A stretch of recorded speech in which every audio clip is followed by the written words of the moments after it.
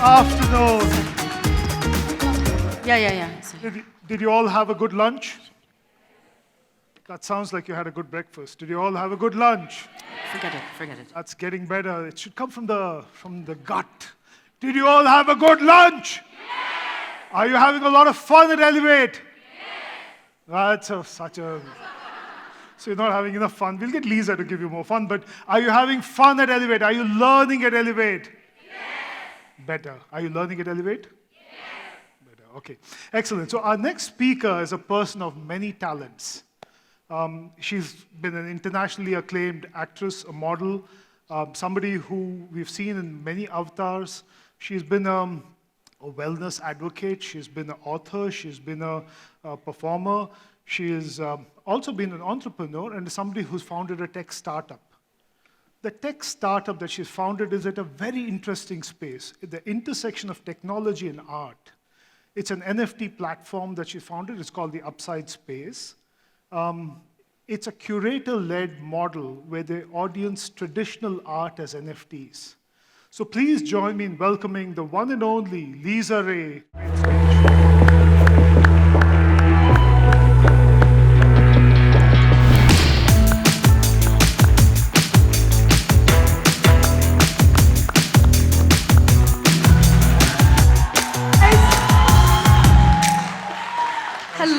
Hello everyone. Thank you so much. What a lovely welcome. As you can see, I'm ready. I took the note very well. Everybody insisted they're having a lot of fun, but they wanted you on the stage for the fun to grow.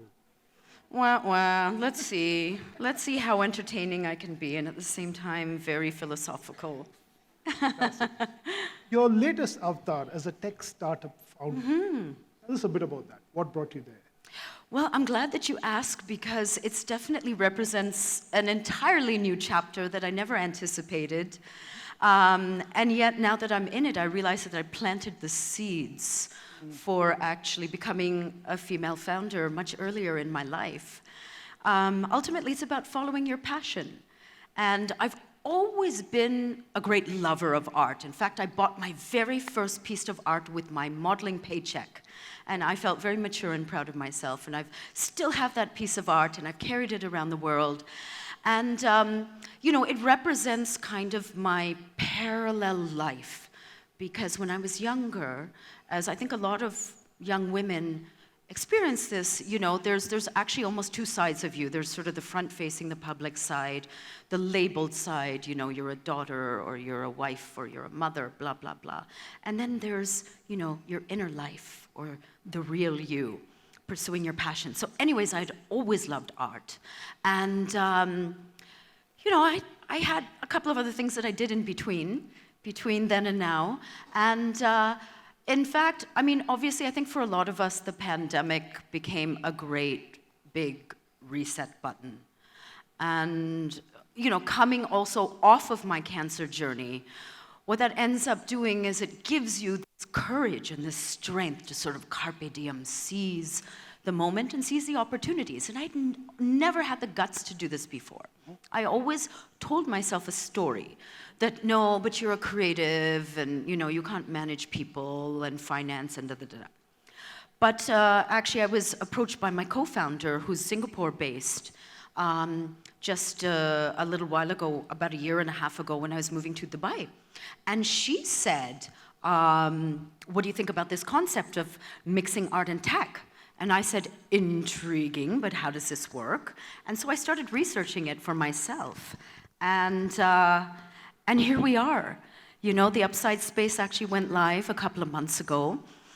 And, I never anticipated, like I said, maybe at this stage of my life, I have 4-year-old twins. And, normally you are meant to slow down. I'm middle-aged, I turned 50. And the common or conventional way of thinking, I think, especially when it comes to a tech startup, is you have to be like in your 20s and in the know and stuff like that. But I think that, again, a lot of my life experiences brought me to this place where I have taken this step into my personal power and have found the courage to pursue this passion. Like, what business do I have? You know, starting a tech startup, because I don't know that much about tech and I'm the first to know it. But I'm a woman, I'll figure it out, okay? And that comes from experience, right? So in a sense, all my experiences, my previous experiences have led to this place where I have the courage to step into this newest role that I honestly feel fits me the best. I think everything has been moving in this direction. I'm sure you're going to rock, and I'm sure the next Elevate will have a little tutorial by you on how to build NFT. Absolutely, next time, I'm up for that. The hall has a large number of women in tech. Often we have, and including myself as a person in technology, we move sub-careers within the same company, different projects, different technologies. Mm-hmm. Any advice on that, in the sense that you entered a new space? How did you learn about it? How did you kind of unlearn something? How did you learn something? What was that journey like? You know, I think we all have the ability, despite everything that society tells us, to be a learner, to come from a learning mindset. And I've had a lot of experience in this because even though, you know, in terms of my personal background, my father's Bengali, he has his PhD in chemical engineering. So I was brought up with this idea that, you know, formal education is very important. But my life ended up taking a very, very, I'm so sorry, I'm just adjusting this. It's kind of a little bit. Can you hear me? Is that okay? Sorry. I'll try not to move so much. That's the problem. I speak with my hands. So, you know, I had this kind of template in front of me of what success is supposed to look like and, you know, the map of my life. I have to go to university and, you know, get a proper degree, et cetera, et cetera. And I'm actually completely uneducated. I never ended up going to university, which for a long time actually bothered me, really from deep inside. But what that ended up doing is, first of all, I ended up learning from life on the go, becoming really a creative problem solver. And, you know, maybe to an extent, partially I was driven by guilt and partially by passion to direct my focus and my attention to any given topic or subject. And I developed the confidence of saying, yes, I will be able to understand this subject. You know, it takes, you know, obviously application. It takes, you know, focus. It's just like going to school. And at the same time, you have to be able to mix that with the confidence. And be able to zoom out and see a bigger picture. So in a strange way, being completely uneducated prepared me to be a lifelong learner and to be able to dive in head first into actually building a company. And it's given me the perfect skill set. Plus, as I said, what's interesting, aside from the creative problem solving, is there's nobody. When you're the boss, there's nobody who you can go to, actually, right? To help you answer your questions. So you develop that, I think also that unique ability to find the questions within yourself and develop the confidence to create a community of people that you can rely on, of mentorship. And I've been very fortunate in my life that I've come across very, very powerful women my entire life. Not necessarily in the tech of, you know, in the realm of tech startups, but I've worked with very powerful female directors who have become great mentors. Like, for instance, I've worked with Deepa Mehta in a couple of films. And the reason I bring her up, aside from the fact that she's, you know, a great and towering figure, is she started directing films when she was in her late 40s. Right? That, again, that's not part of the conventional kind of trajectory that we're meant to follow. So fortunately, I had these mentors and these women in my life that gave me the courage to follow a relatively unconventional path. Phenomenal, phenomenal, the role of mentors. Moving on to the next topic, you've called yourself an accidental actress. You've also said life is not a straight line, and with the kind of experience you've had, you've done so many things. What have you had to navigate around? What learnings would you have for the audience when you reflect back? How much time do we have? So much, so much. But I actually use a word because, I'm also a writer and I'm very fond of words, and I actually thought that I would be a journalist or an academic or a writer. But I love this word serendipity. Serendipity. Because, essentially it means finding good fortune in places that you wouldn't expect. And it's actually taken from the original name of Sri Lanka, which was the island of Serendib. But anyways, so serendipity, I think, has really informed my life. And, sometimes you don't understand in that moment what wisdom or direction that particular experience holds within it. And we won't understand until we're looking in the rearview mirror. For instance, cancer. Cancer, again, to all conventional wisdom, is something that we would definitely rather avoid, and I certainly don't wish it on anyone. But it has been one of my greatest teachers. And so navigating those obstacles came relatively easy to me because from a young age, I was thrown into this arena, the Indian entertainment business, sort of like being thrown into the Colosseum. Didn't know what I was in for. I started when I was 16, and when I say accidental actress, it was literally happened on the back of an accident. I was spotted when I was 16, and I was on vacation with my parents, and someone said, "Would you like to model?" And I said, "I'd never thought about it, but you're young and curious. Okay, why not?" But I went back to Canada, and I was supposed to begin university. I had a scholarship. I was going to do the respectable thing. And then life played its hand, and this is the point. Life will always play its hands. As much as we like to exert, or we live within this illusion of control, the fact is we have no control over anything. And it should make you uncomfortable enough to try to make your peace with that. So I made my peace with it at a very young age because literally about a month before I was supposed to begin university, my family and I were involved in a very serious car accident. And as a direct result of that, my mom was paralyzed. My mother and I had switched seats at the last minute. Again, there's lots of different ways of interpreting that. And imagine this, simultaneously to this going on, this was 1991, on the other side of the planet, in India, all of those images that I'd shot for released on the cover of a magazine called Glad Rags. And I was there in this, red bathing suit, and I became an overnight sensation. It's one of those moments that you read about and you hear about. You literally become a celebrity overnight. But how would you know in 1991 that you were famous on the other side of the world unless somebody called you? There was no internet. There was no way of knowing what was going on. And at the same time, obviously, I was dealing with this incredible personal tragedy. We were living in ICU. We weren't sure. It was touch and go with my mother. We weren't sure whether she would live or die.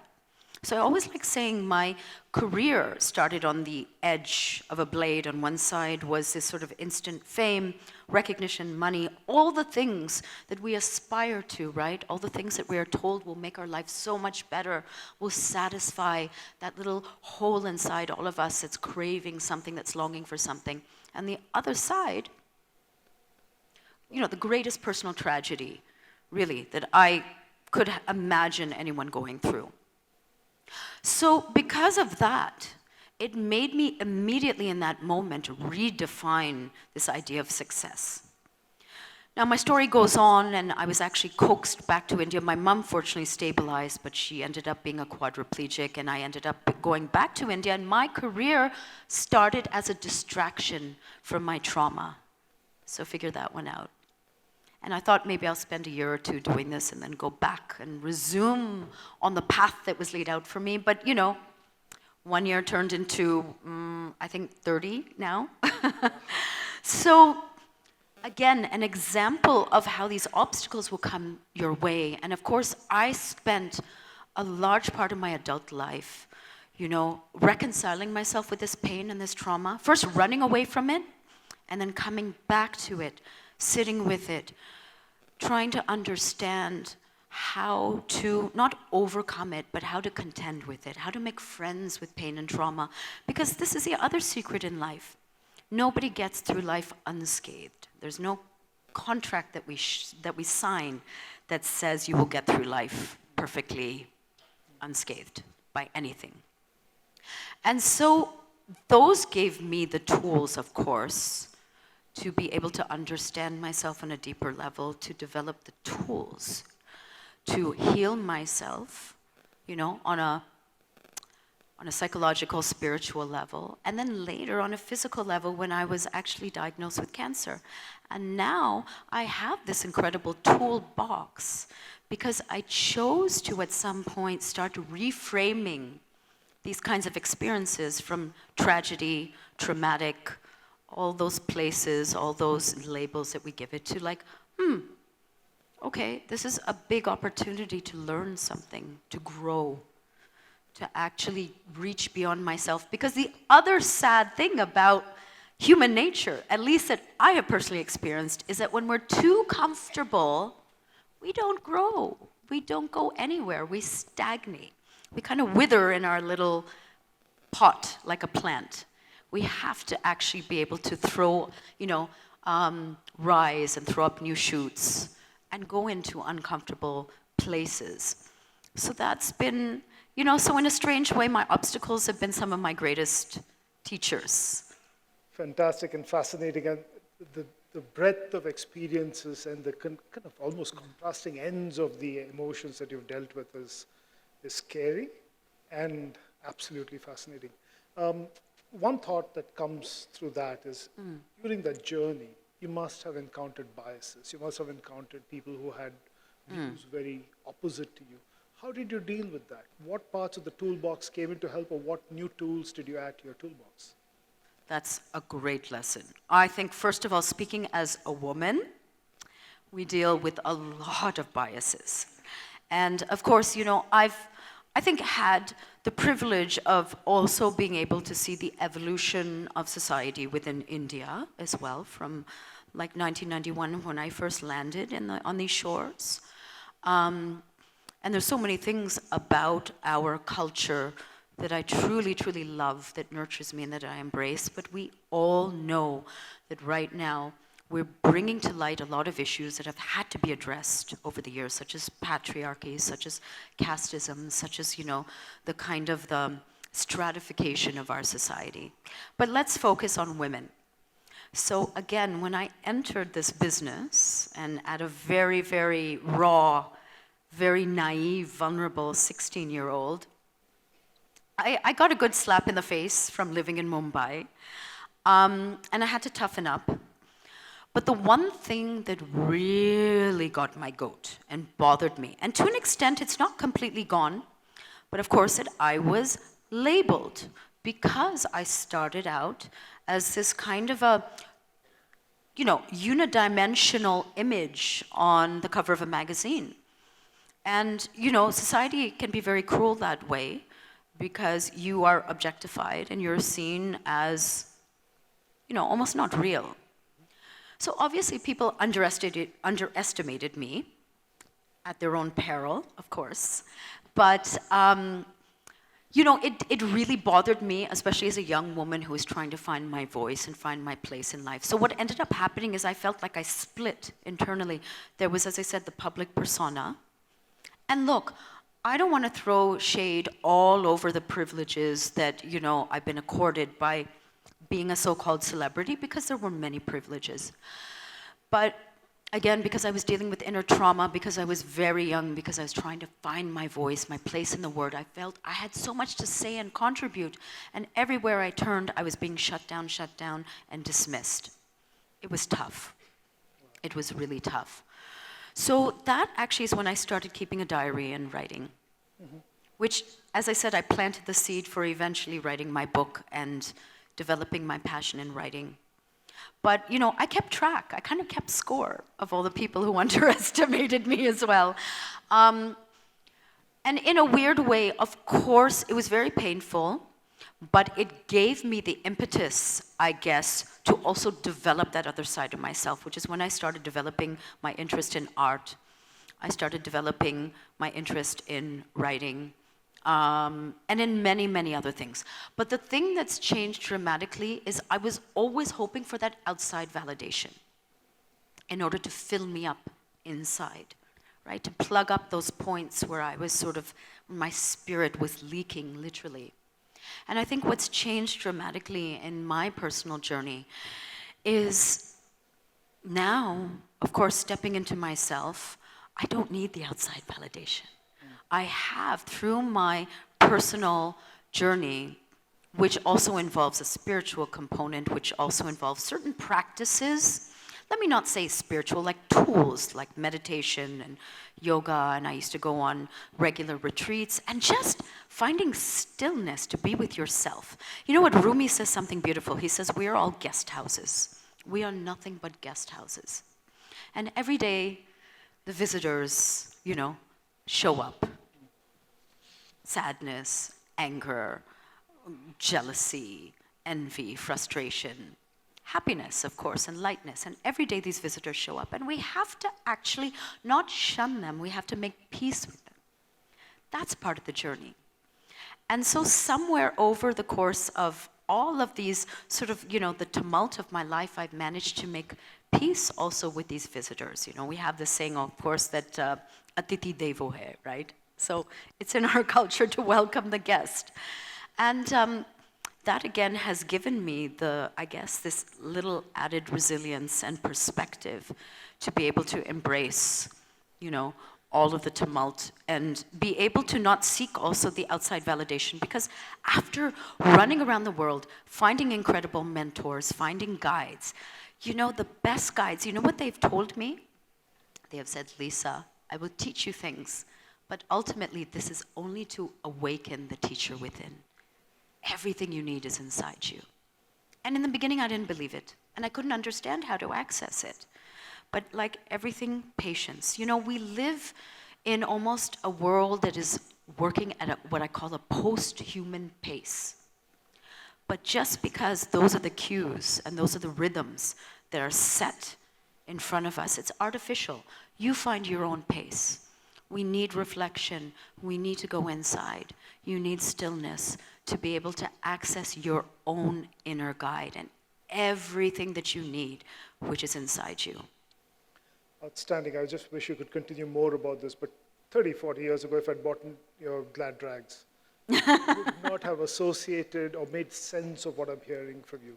Having said that, and I don't blame you for it. Exactly. It's how we're conditioned, right? Different point of life. But what's also interestingly happened is the pandemic has brought a lot of trauma and challenges home much closer to us. In that sense, I think a lot of what you just said starts to resonate because people have experiences of something similar. If I can, with your permission, dive a bit more into the adversity phase of your life. And you had Sure, of course. And you were at almost a pinnacle of your success at that point from a movie standpoint. And yet you had it at the same time. How was that like? How did you react? Where was the inner strength that... Well, I don't have the most logical... I did not have the most logical reaction to being diagnosed with a very serious blood disease. And I can't, as I said, I can't exactly pinpoint where I found the resilience or the courage, but I will tell you a little anecdote about when I was diagnosed. So I was the last patient of the day, which is never a good sign when you're the last patient of the day. And I'd been going through a series of tests. Anyways, I was called in. I still remember it very vividly. It was like a very small, narrow office, lots of file folders. They looked like they were about to fall on my head. And even the hematologist looked like, he looked like that white rabbit from Alice in Wonderland.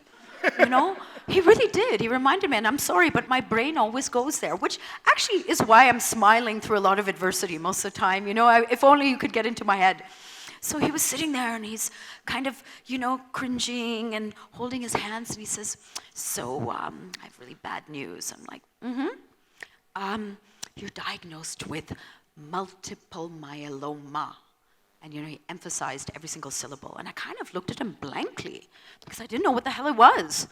And he paused significantly, waiting for me to like burst into tears or to ask him, what is it? But nothing. I was just sitting there, And so he continued, very, very nervous, mopping his brow. And he said, it's a very serious blood cancer. Yes, you're going to have to undergo treatment. It's a 70% fatality. He started almost like trying to provoke me into a reaction. And my reaction was like, Doc, hang on a second. And he turned to me, yes. Would you like a glass of water? Because he looked so traumatized. And, of course I was probably going through one of those stages of numbness and everything like that. But the strange thing is, as I said, here's the other thing I want to say about life. Be aware. My biggest pitfall leading up to being diagnosed, of course, is that I was not listening. My body was speaking to us. Do you know your body speaks to you? Your mind speaks to you. You get, again, all the inner signals are communicating with you. And I ignored it. And you know what they say. First there's like a little knock at the door. Hello? And then there's like a fist banging. And then the door breaks down and lands on your head. And that was cancer for me. And intuitively inside, I knew there was like this voice, and because I had trained myself to be able to be quiet and to actually tune into that inner quiet voice that we all have, and normally we don't hear because of all the noise, there was that voice came up and it said, it's okay, you're going to be okay. It's not easy, but you're going to get through it. And you know what? I believed that voice. More than the doctor, who is now pulling out statistics and data and trying to show me I was supposed to die in about 5 years. And that's what I ended up saying to a lot of my oncologists. I said, you know what? Thank you. I appreciate it. I appreciate science. My father's a scientist, but I am not a data point. I'm not a point on a chart. I'm a human being, so let's see what happens. I just hope and pray that none of us have to be in that situation. Yeah, I hope no one has to go through this ever. I hope you have a fraction of the strength you had. It's incredibly inspirational. Do you want to read something from your book to us? Yes, I will, since my time is up. And I could go on and on. I'm really enjoying this. Let's see, I'll read a little excerpt from close to the, this is sort of appropriate. It's closer to the end of the book. It was I wrote this passage is based after my stem cell transplant and a lot of my treatment for multiple myeloma. And as soon as I had the strength, I ended up coming, I was treated in Canada and I ended up on a plane back in India. All through my recovery tour of India, I felt, these are also my people. I've had such a peripatetic existence, always wondering, where is my place? Who are my people? Maybe that's a sensation many mixed race kids feel. We're the third culture kids growing up in a world different from that of our parents. Indian, Polish, Canadian. I'd never owned any of those labels. This idea of belonging to a single place was an elusive idea, but with an unnerving taste of mortality behind me, there I was, 38 years old, finally feeling like I belonged to myself. And just like that, the voices went quiet and I was lifted into my own homemade peace. This is another side effect of cancer. It forces you to appreciate what you have, to live in that elusive present I'd been seeking so long. It bestows the gift of gratitude. Awesome. Thank you very much. Any last words to the women in technology? Oh my gosh. As you can see, I'm not very good at, boiling things down. But first of all, I want to say it's such a privilege to sit here and be in a room with all of you incredible, passionate women and founders and women in tech. And, we are a community and we are pioneers in a way. So remember, you're laying the tracks for the next generation. And I'm really, really incredibly, like I said, honored and humbled to be here in a room with all of you, particularly in India. Set those tracks. Remember that fear is actually the antithesis of creativity. And, you know, even though we define tech as, you know, sort of more linear and science-based, it's incredibly creative. And I think as women, we're incredibly equipped then to become incredible tech founders and pioneers and change the entire ecosystem. Fantastic. Thank you. Ladies and gentlemen, a big round of applause to Lisa Ray. Thank you. Thank you. Thank you, Lisa.